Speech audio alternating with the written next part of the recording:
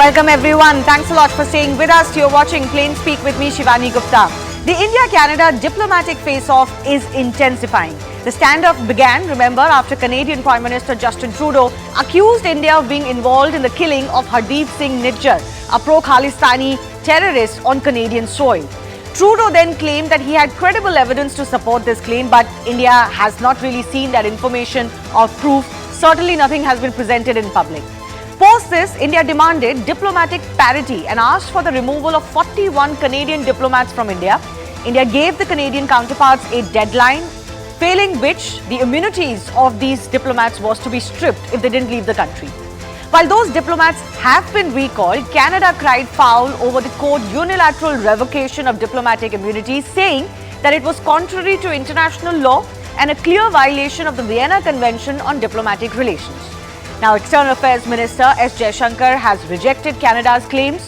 The Indian side defended its actions, quoting Article 11.1 of the Vienna Convention, which states that in the absence of a specific agreement as to the size of the mission, the receiving state may require the size of the mission be kept within limits considered by it to be reasonable and normal. Not only this, India is now mulling, we are told, escalating the attention on the K menace in Canada with international bodies, including the likes of the FATF. Will this be the right move by the Indian government?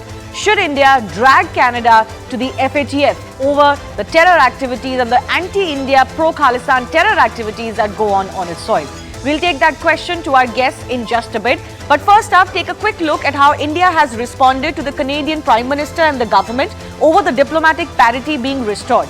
So remember, Justin Trudeau had claimed that this is contrary to international law. Indian External Affairs Minister Jaishankar has responded that implementing parity, which is what India has asked for, is not a violation of any international law. Trudeau government also alleged that this is a violation of Vienna Convention. By now, most experts have clarified that this is not the case, with Jaishankar adding that ensuring safety of visiting diplomats is also a fundamental aspect of the Vienna Convention, isn't it? And Indian diplomats have been facing a lot of threat. Canada sought to make this about all other countries as well, being concerned about this kind of an action. India's EAM clarified that India has an issue only with a segment of Canadian politics and policies, and frankly, India has nothing against all of Canada as a country or as a people. The Canadian Prime Minister laid the blame on India's door, saying that India is making it difficult for life as usual to continue. Frankly, to expect that life as usual will continue after you make such a public allegation against India is also an unfair expectation on Trudeau's part. But India has responded by saying that visa services, which Justin Trudeau and his government have been raking with India, have been suspended for Canadians because of the safety issues that Indian diplomats have been facing. Now, after Justin Trudeau's allegations against India over Nijjar's killing, the entire focus, rightly so, has also been on what's really going on in Canada. Let me point out to you the issues that India has raised, the issues that India wants Canada to act on, and these are not issues they've raised only now.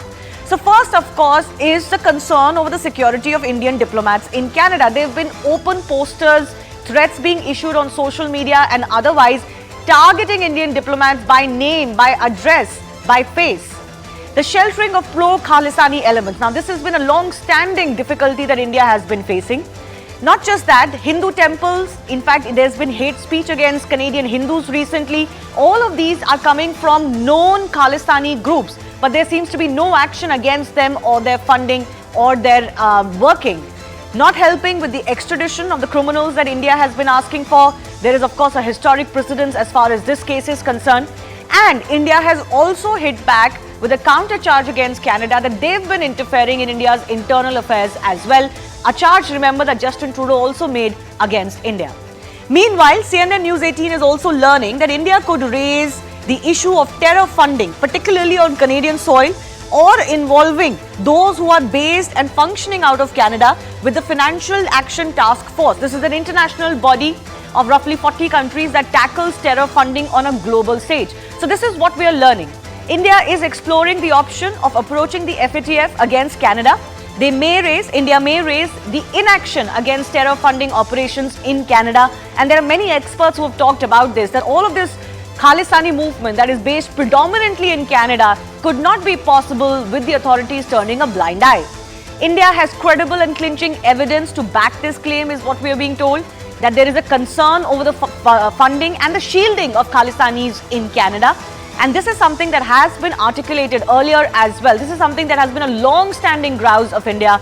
And therefore, particularly when India was accused of Nijjar's killing, it really inflamed a lot of passions in India and invited some of the strongest reactions from the Indian External Affairs Ministry, because they've been talking about exactly these kind of elements in Canada flourishing and working against India. So the big debate that's coming up, should India indeed drag Canada to the FATF? We'll get you more on that in just a bit.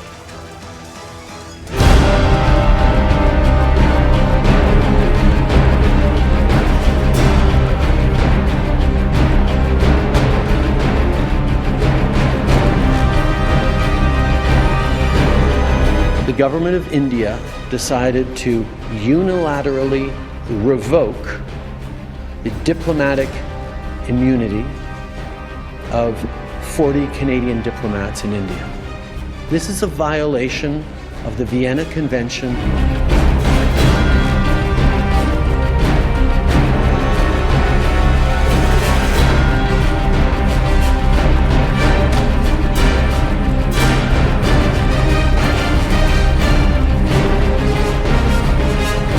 We invoked parity because we had concerns about continuous interference in our affairs by Canadian personnel.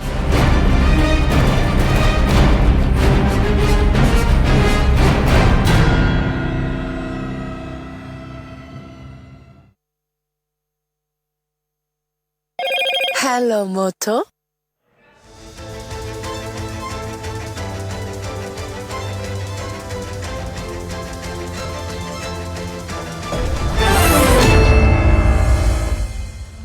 Let's go across to our guest joining us. Abhijit Iyer Mitra is Senior Fellow, Institute of Peace and Conflict Studies. Pinak Ranjan Chakravarti is former Secretary, MEA, and we'll be joined with a couple of more guests as well. Pinak Ranjan Chakravarti, I'm coming to you first up. We've discussed this issue threadbare over the last many weeks. Do you think India is indeed being extremely successful in not just countering everything that Canada is saying or all the blame that it's piling on India's door, but actually, you know, holding them accountable for some of their actions as well? Because we are now getting hints that India may not stop at ensuring parity diplomatically. They may even raise the issue of terror funding in Canada with the FATF.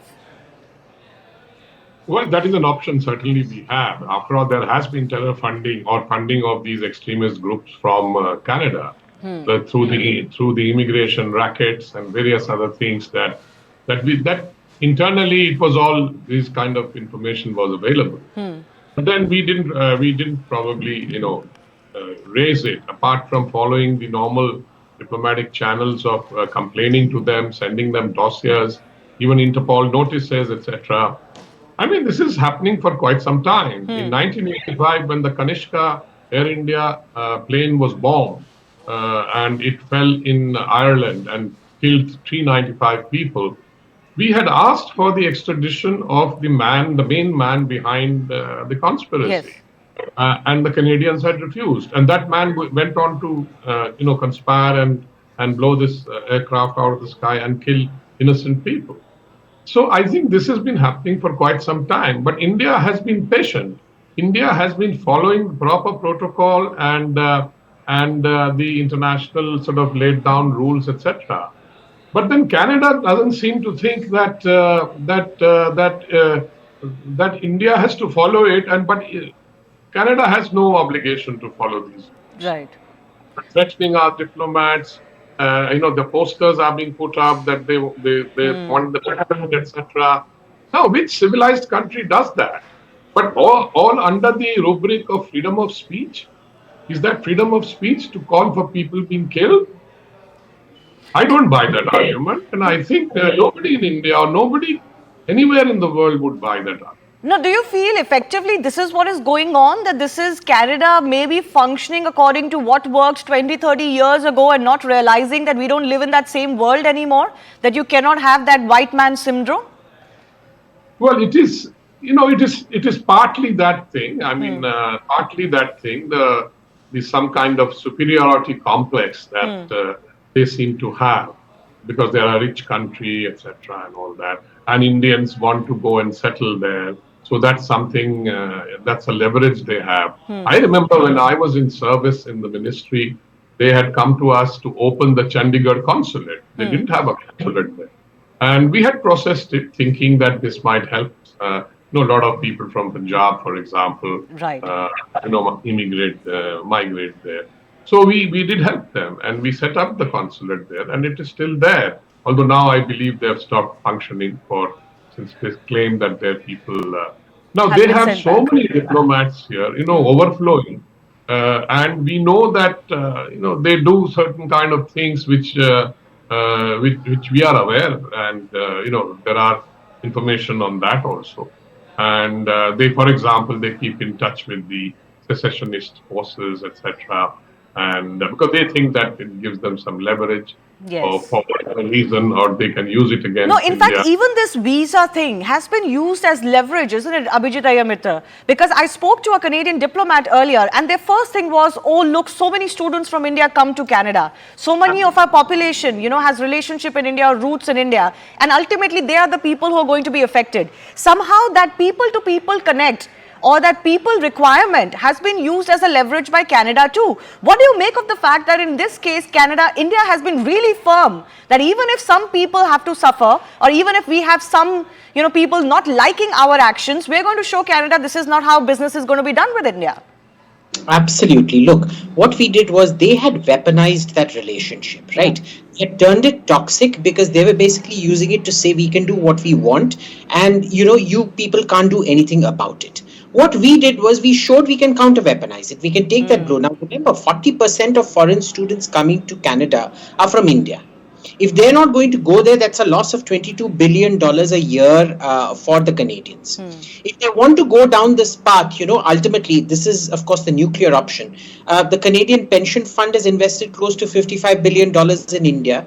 That was one of the proposals on the table. It was deemed too escalatory initially. But if Canada wants to go down the escalation path, we can go after that as well.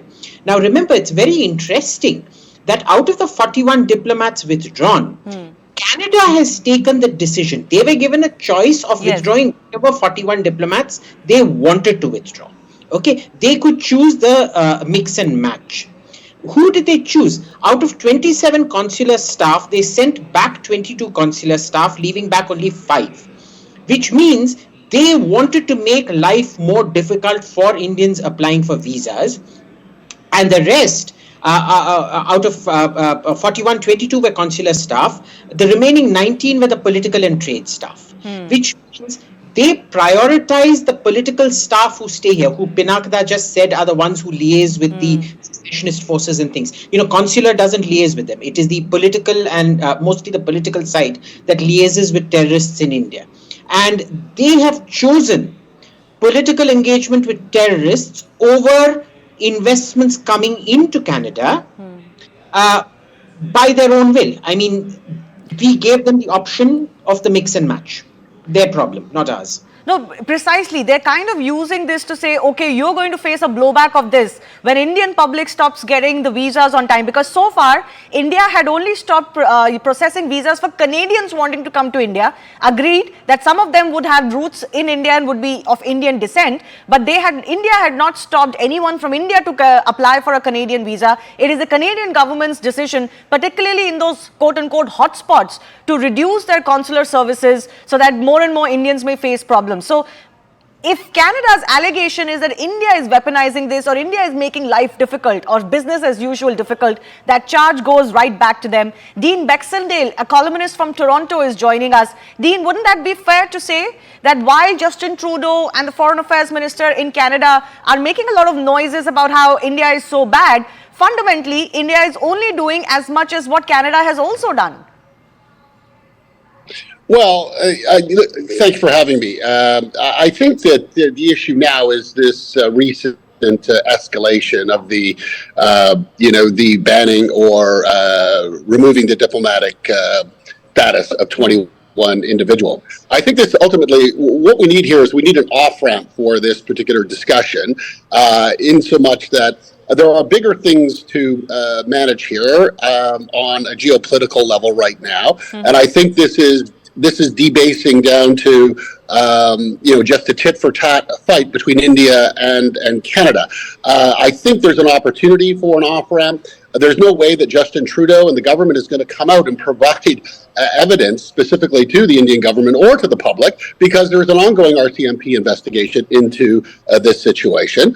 And I don't think we should necessarily discount the fact that there may have been involvement by the Indian government in this assassination. No, I'll come to the Niger issue. Dean, I'll come to the Niger issue in just a bit, because we were not technically discussing that. But when you talked about tit for tat, you said that there can be an off round. I believe Justin Trudeau mentioned that they will do some sort of behind the doors talk with India. Haven't they told Canadians what happened in that?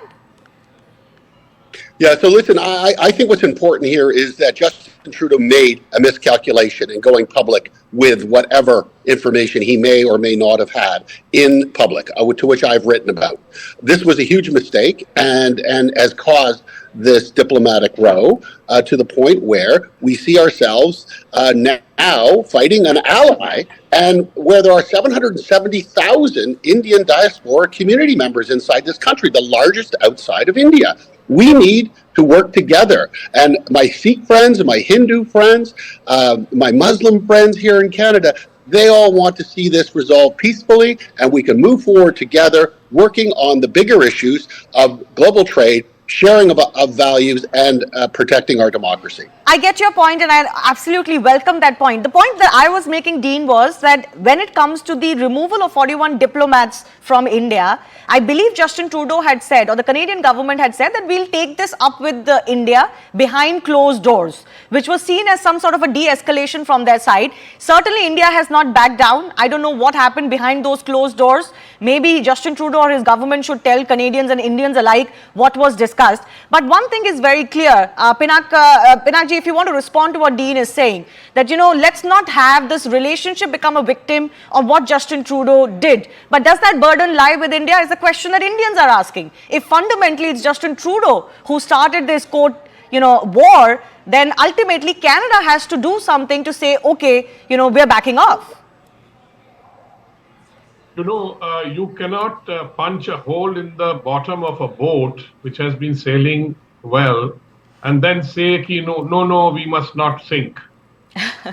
So I think they have to decide what they want, basically. You want to make allegations against India, and then you throw out a diplomat without even informing us. What do you expect India to do? Particularly the pent-up anger against Canada since the downing of the Kanishka aircraft has been growing. But we have still been very patient, and we have done it the right way, sending dossiers, etc. Frankly, in India, people think that next to Pakistan, Canada is the most safest haven for terrorists. All kinds of gang leaders, etc., who function from there, trying to kill people in India and launder money and drug money. All kinds of things are happening. All this is information is available, and I know for sure that this information has been given to the Canadians to do something about it. They just take the information and do nothing. Okay. This is the situation. This has been the situation for quite some time. And let me add quickly the last point, that much noise is being made about violation of the Vienna Convention. I think they should go back and read it all over again, because I have dealt with that as in the ministry, and I know there's no violation at all. We've had this kind of a situation with other countries, and I'm sorry to say with Pakistan particularly, that we fixed limits for diplomats, etc. Now Canada is in the same boat, because they have asked for it and they are getting what they wanted.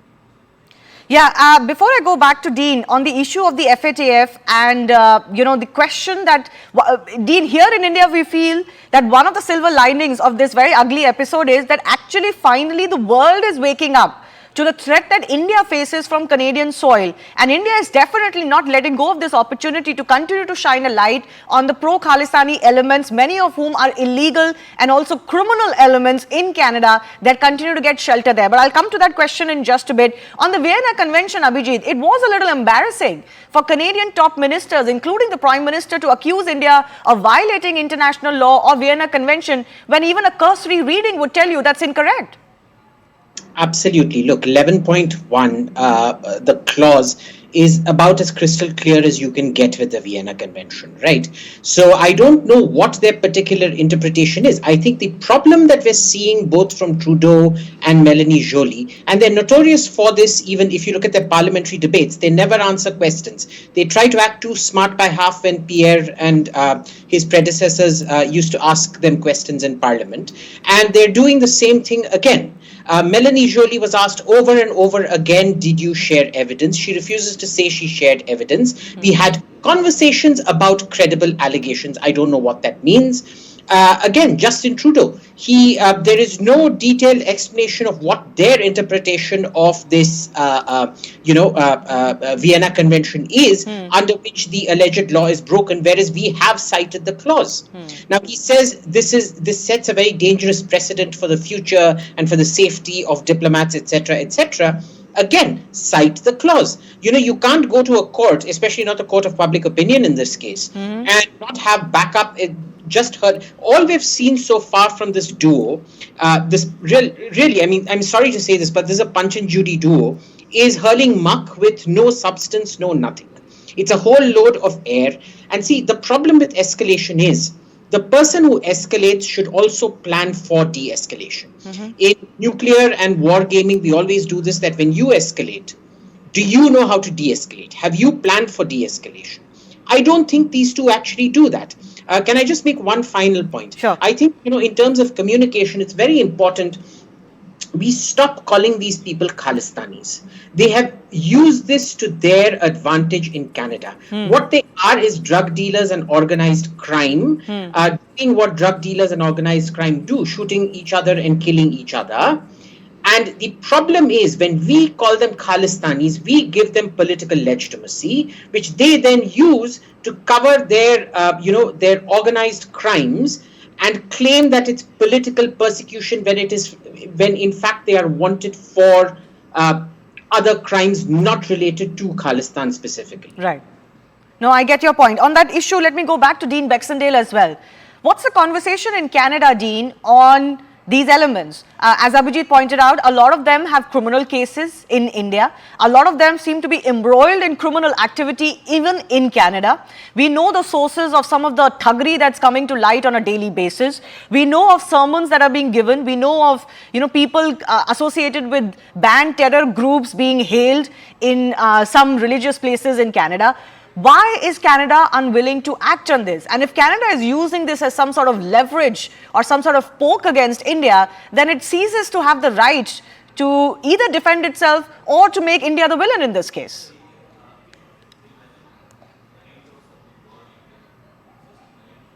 Dean, can you hear me? We can't hear you, Dean. Sorry, my apologies. So let me just... We seem to have lost Dean's video. Let's see if it comes back. I think he may have muted himself. Dean, if you can hear me, please say something. We'll put your audio on. Can you hear me? Yes, I can hear you. Please go ahead. And we'll, if you can, maybe sort out your video as well so that we can see you. We'll keep your audio on in the meantime. Yeah.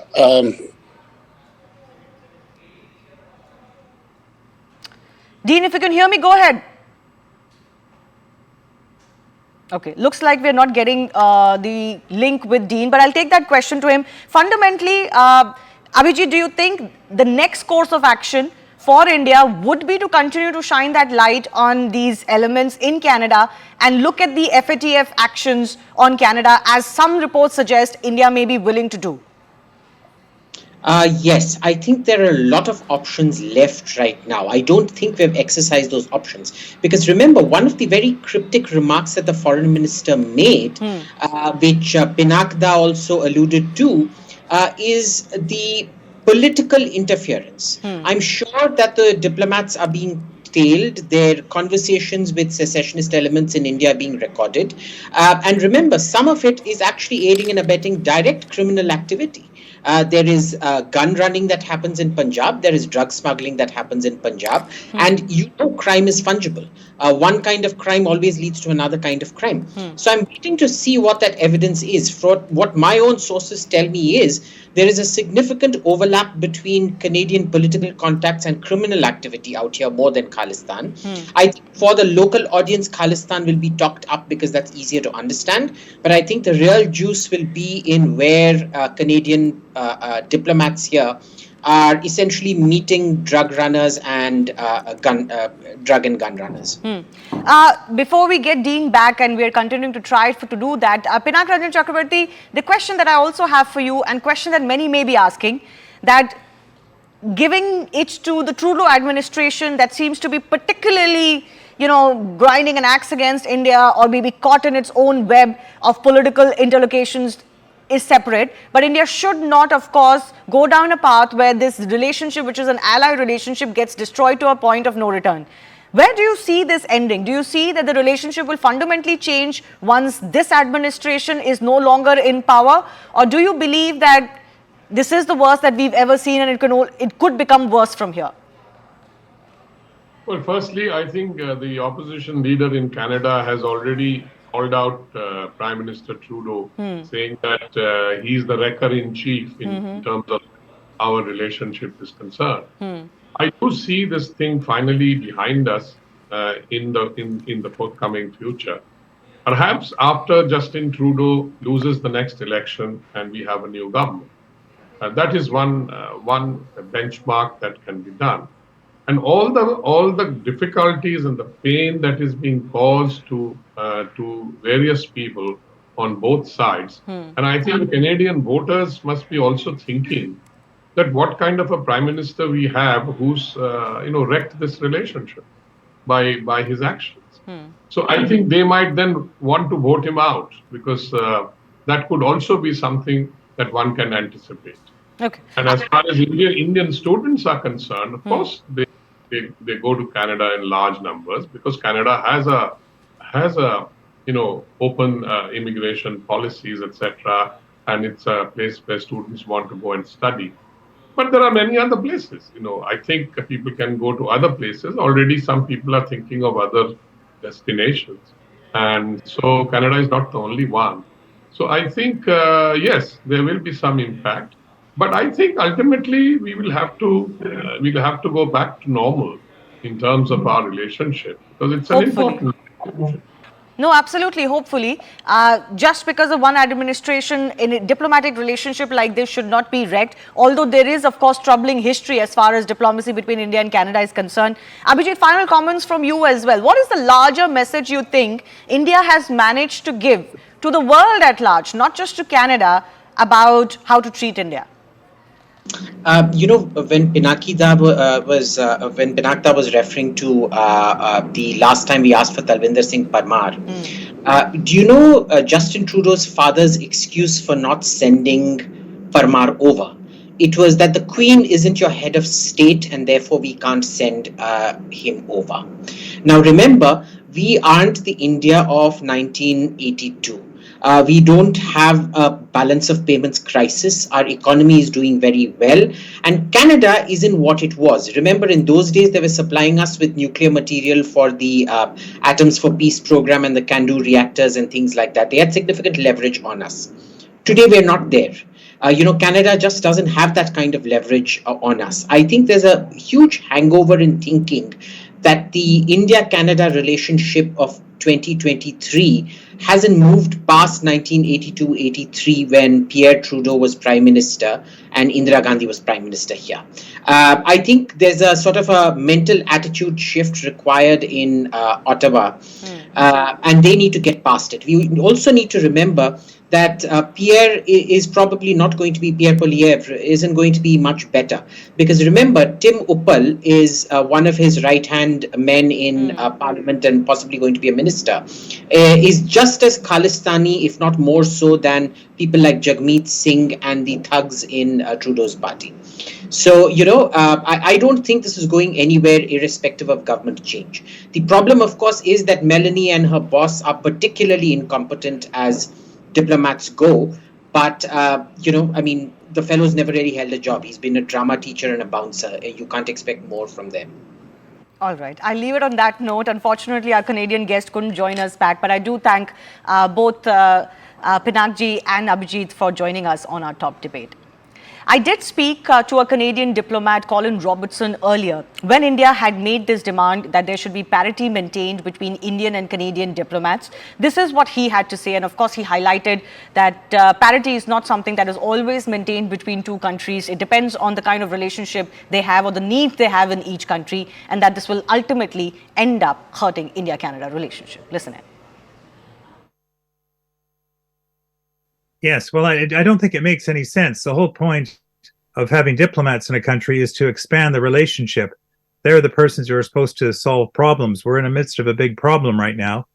From a Canadian perspective, about 5% of our population has roots in India. And so there's a number of Canadians who have Indian citizenship living in India who often want consular support. There's also a large number of Indians who want to come to Canada either to visit family or to immigrate, or our biggest source of foreign students are Indians. And so a lot of the people at our embassy are there processing the visa forms to enable Indians to come to Canada. We have very strong people-to-people ties, and these will endure, but if you remove the diplomats, it's going to make it much more difficult for Indians to be able to come to Canada to see family or to study or just to visit. For example, there's a lot more Chinese diplomats in Canada than there are Canadian diplomats in China. There's many more Mexican diplomats in the United States than there are American diplomats in the United States. That's not how countries operate. I've never seen this happen before, using this as a means to leverage. You're more familiar with trade sanctions or some form of economic sanction, but not throwing out the diplomats, because the diplomats are supposed to be the problem solvers. So I find this very curious and probably quite unhelpful in the long term for what has been a very strong relationship. Indian embassies have come under attack. Indian flag has been disrespected. Now, given, of course, free speech is one element, but certainly violent speech or hate speech, for example, against Hindus in Canada, has also come to notice. So don't you think the Canadian government and the administration has overall failed in addressing these concerns? Well, I think there's two things here. First of all, the handling of Sikh efforts to promote independence within India, and does that contravene Canadian laws? I think you refer specifically to the tableau, the assassination of former Prime Minister Gandhi. I think that this is something we should be looking at. The Europeans have passed legislation, the British have passed legislation on hate speech, and I think this probably would fit within that realm. But I think that's something our government probably should take action on because of the very real concerns of India and, of course, Indian diplomats. As for the Prime Minister's statement, certainly my sense is that he did not make this without feeling that there was intelligence that backed it up. But is this evidence? That's always a challenge. And can you make this public? Because I think some of this evidence that the government is citing, which I have not seen and Canadians have not seen, is based on foreign intercepts from partners in our Five Eyes intelligence community, the United States, Australia, New Zealand, and Britain. But as some reports are suggesting that India could raise the issue of terror funding in Canada, particularly targeting India, to the FATF. Now, I did pose exactly this question on terror financing and the role that Canada plays in the global chain to former Pentagon official Michael Rubin, and he felt that Canada certainly should be in the FATF grey list, if not the blacklist. Listen in. Michael, you've written about how Khalistani sympathizers and secessionists have found shelter in Canada, and how Canada is the weak link as far as terror financing and terror funding, clamping down on terror funding in the world is concerned. Could you tell us more of what you found, and why do you think, particularly in Canada, the Sikh separatist movement is finding so much political support? Well, first of all, with regard to your previous question, this is where I would actually agree with you that perhaps the United States, not perhaps, the United States and Canada and many in the West do embrace double standards. For example, when it comes to identification of terrorists, when it comes to terror finance. When we look at the Financial Action Task Force, which an international body which monitors terror finance, if we're going to use consistent standards, absolutely, Canada should be on the gray list, if not the black list, because of what it's been allowing to happen with regard to Khalistani extremism. You have, the Khalistani extremist movement, one thing which diplomats need to understand is not every separatist movement is legitimate. Let me make an example. I'll put on my history nerd cap to the Katanga separatism in Congo. That was wholly financed by Belgian financiers who wanted a cut of the copper income. In this case, when we hear about the Khalistanis, it's important to recognize that the only people who are interested in Khalistani separatism are few activists overseas, mostly in Canada, perhaps a few in California, but not in India itself. And we need to recognize just how illegitimate this movement is. Unfortunately, Canada has not been. Justin Trudeau, in this case, he's losing an election.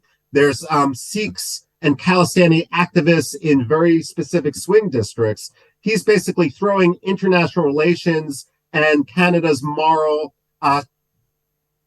standpoint under the bus for the sake of cheap politics. Time for a very short break. On the other side, we'll get you the latest as far as the Israel-Hamas war is concerned. It continues to intensify and could get bigger. On the other side is also an exclusive conversation with Israeli entrepreneur Hillel Fool on the fight against Hamas, the burden on Israel, and what Jews are facing all over again around the world. Stay tuned.